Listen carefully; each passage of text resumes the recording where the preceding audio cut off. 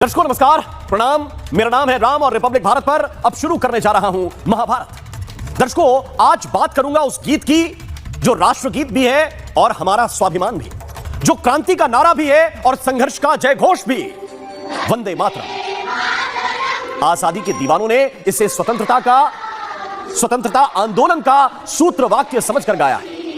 भगत सिंह से लेकर अशफाक उल्लाह खान तक फख्र के साथ वंदे मातरम बोलते थे। लेकिन इस सियासत ने, राजनीति ने वंदे मातरम को जैसे धार्मिक बना दिया है। यह राष्ट्रभक्ति का प्रतीक है, यह राष्ट्र के प्रति समर्पण का प्रतीक है।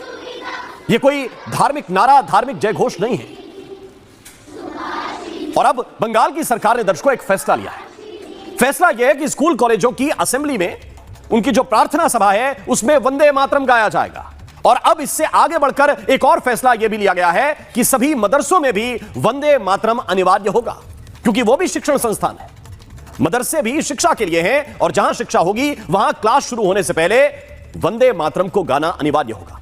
पुराने सभी नियमों को रद्द करते हुए यह फैसला तत्काल प्रभाव से लागू कर दिया गया है। यह फैसला अच्छा है, लेकिन आप यह भी जानते हैं कि आदत बदलने में समय लगता है। जिस चीज की आपको लत लग गई है, आदत लग गई है, वो जाते जाते जाएगा। और जहां तुष्टीकरण की आदत कुछ ऐसी हो कि पिछली सरकार में आपको याद होगा, कोई जय श्री राम बोल दे, राम राम बोल दे तो मुख्यमंत्री ही तमतमा जाती थी। मैं उस आदेश की कॉपी भी इस वक्त आपको दिखा रहा हूं। उस बंगाल में अवैध कब्जों की जो आदत है उस आदत को बदला जा रहा है। क्या क्या बदल रहा है बंगाल में? अवैध कब्जों की जो आदत है उसको बदला जा रहा है। सड़कों पर नमाज की जो आदत है उसको बदला जा रहा है।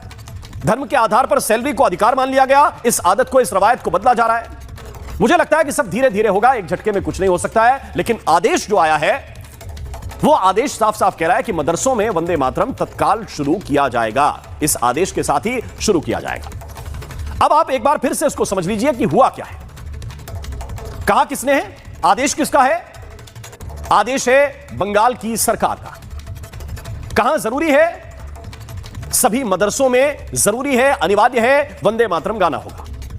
और कब गाना होगा इसके लिए भी नियम दे दिए गए हैं कि जो असेंबली है, प्रार्थना सभा है, कक्षाओं की शुरुआत से ठीक पहले जो प्रार्थना होती है उसमें वंदे मातरम जोड़ना पड़ेगा।